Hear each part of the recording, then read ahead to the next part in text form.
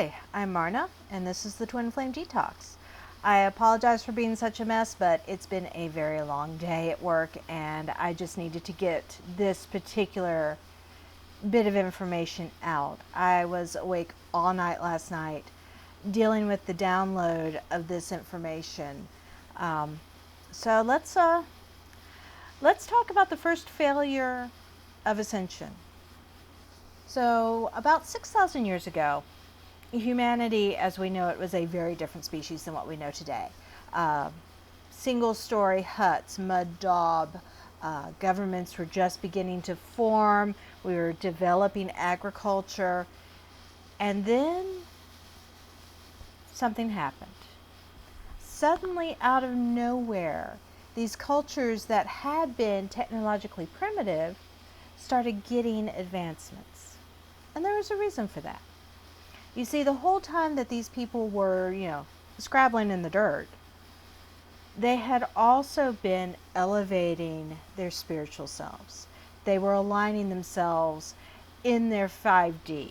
Many of the people who were the thought leaders, the shamans, priests, prophets, were actively integrating their energies, not just on the 5th dimensional, but with their 9th and 12th dimensional energetic selves. They were becoming enlightened masters. And at that level of enlightenment, they were in very regular, direct communication with other beings from throughout the multiverse. And yes, I do mean multiverse. If you look at string theory and M theory, there is an infinite number of parallel universes. Excuse me, and there always have been. Always fun when the third chakra starts to act up. So to give you examples of some of the civilizations, excuse me, to give you examples of some of the civilizations that were being affected by this. In China, roughly 6,000 to 5,500 years ago, an animal known as the kairin, which is basically the Asiatic equivalent of the unicorn, came to the Yellow Emperor Huangdi, who is one of the Chinese deities, and gave him the secret of writing, written thought. The Olmec Society along the Gulf of Mexico were carving great stone heads, and from these heads they were given wisdom that created basically the first advanced Mesoamerican culture.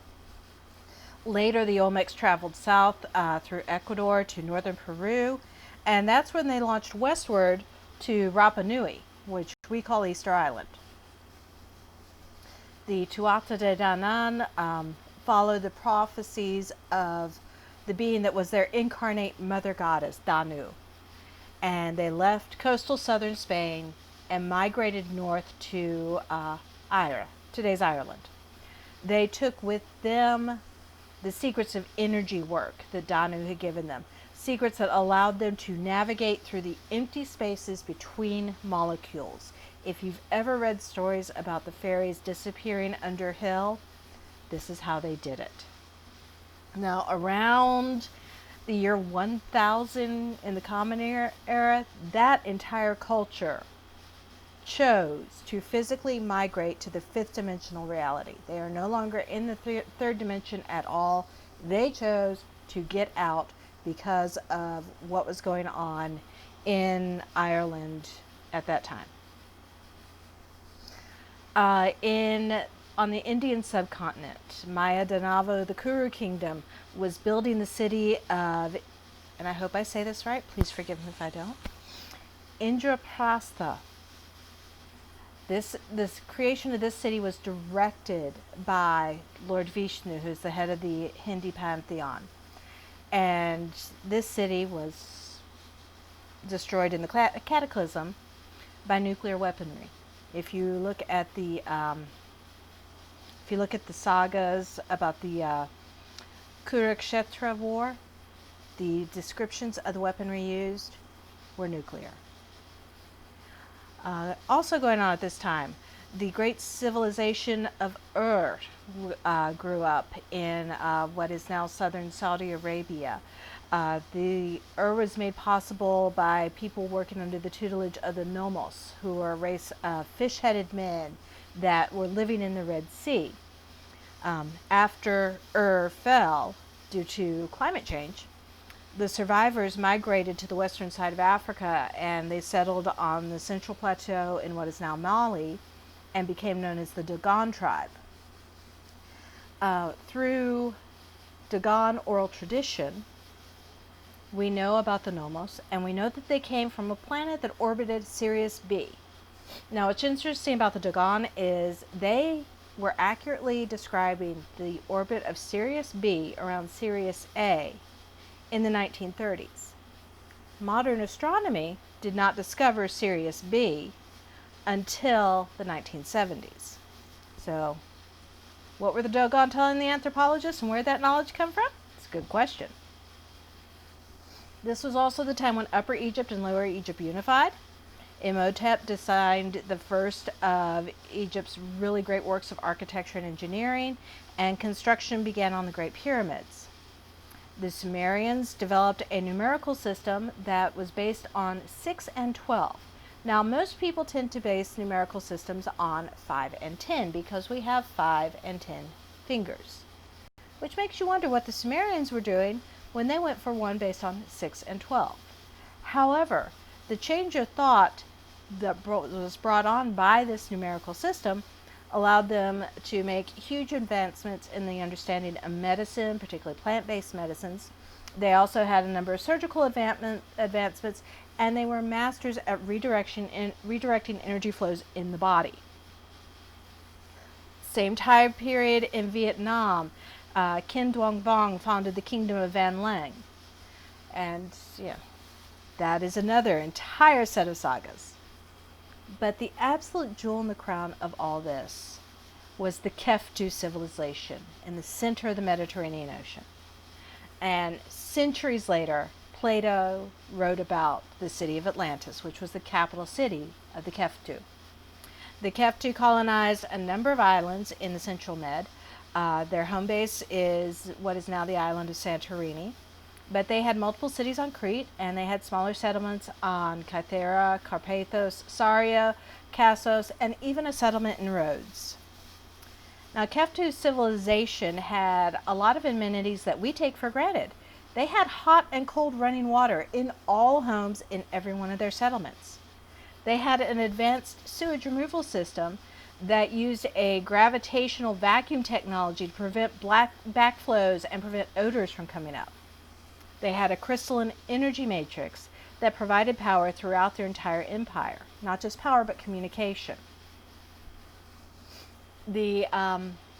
What was known to the Kephtu as the Summer Palace was a palace at Knossos that has been largely excavated from the ruins of the cataclysm. It was a secondary location for the government seat.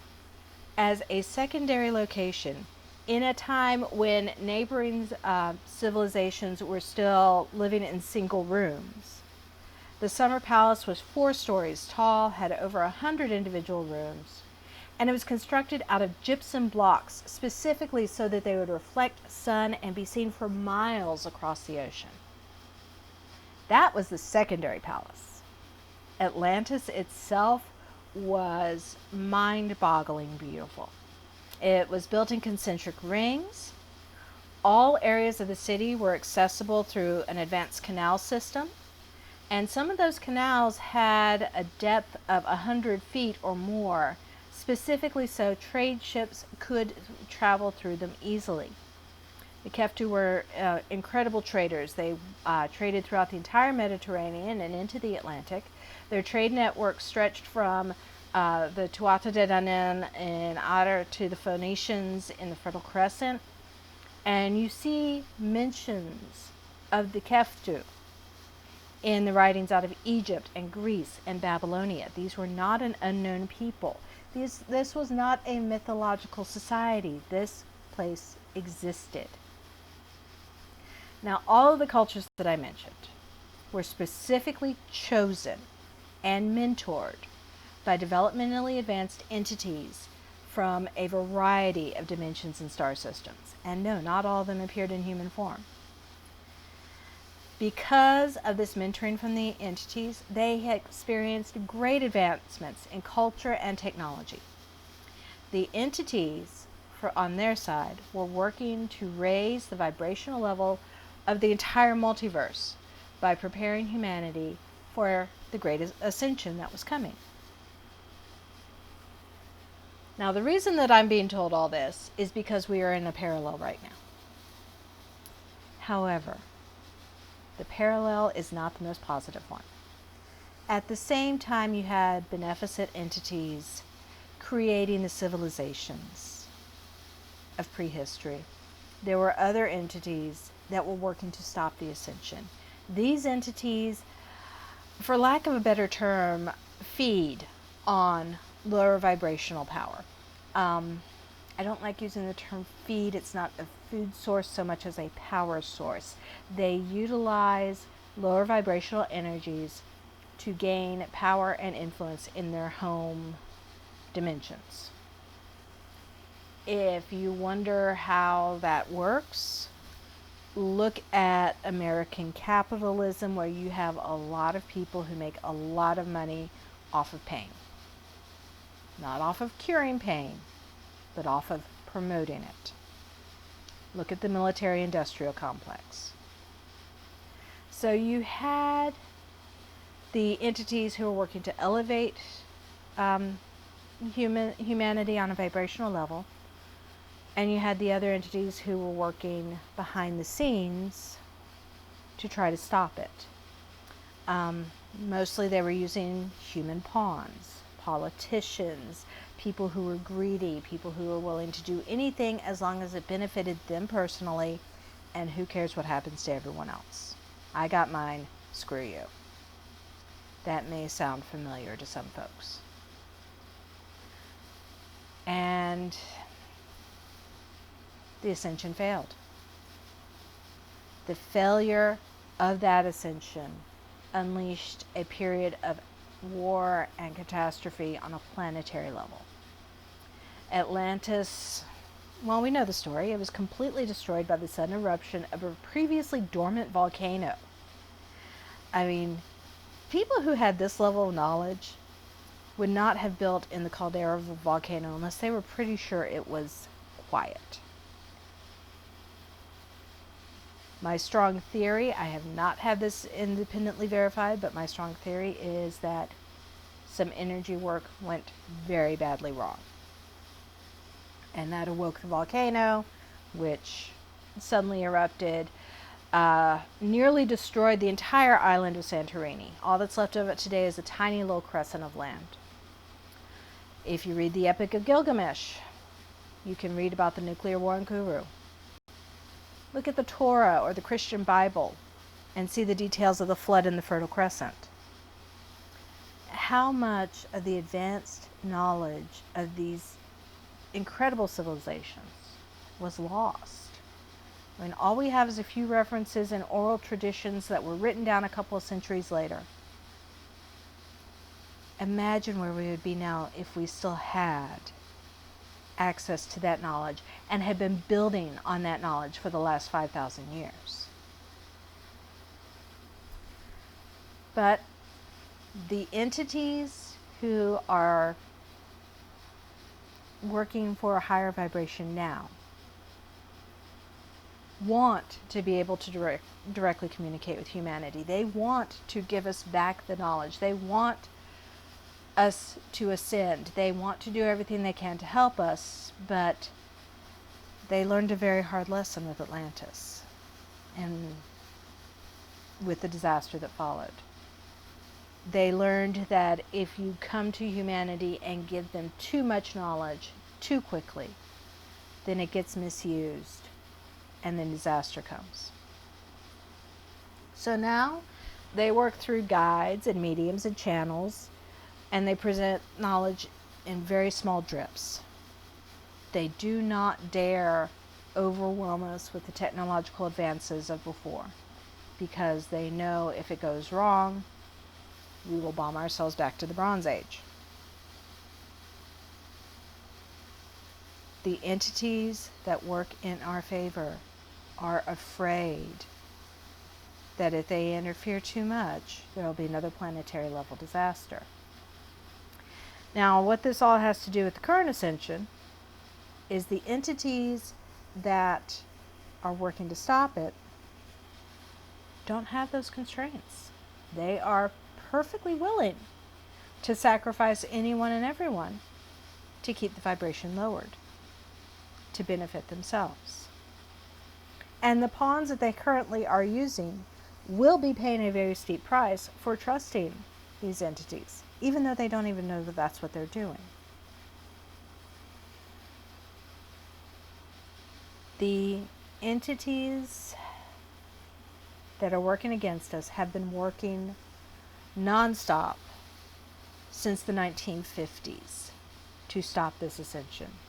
They have already delayed it. The ascension was supposed to have happened at the tail end of the 1960s. So it's already been delayed by these entities. They are working to stop it by causing strife, causing disease, causing chaos. And it is up to those of us who are on this path of ascension to recognize that our vibration matters. The vibrations of those around us matters. Each of us as an individual matters, because every one of us could be the straw that switches things in the favor of ascension. It's that close. It's that near a thing. So the message that I was told to give on is, please, please, please, please, whatever you do, do so in love. If you are going out and being part of a protest uprising, do so out of love for the people who have not been treated rightly. Don't do so out of hate. Don't do so out of anger. Do so out of love. That motivation matters. Listen to the community leaders who are working to better their community, because they are working out of love. Interactions with your family, interactions at work, random people on the street. If you keep yourself in the vibration of love, or at least peace. If you can't be in the vibration of love, stay in the vibration of peace. It is contagious. Your vibrational level will spread out to the people that you interact with. So set that as your intention, and let's get through this ascension the right way this time. Thank you for joining me. I'm Marna, and this has been a very unusual episode of the Twin Flame Detox.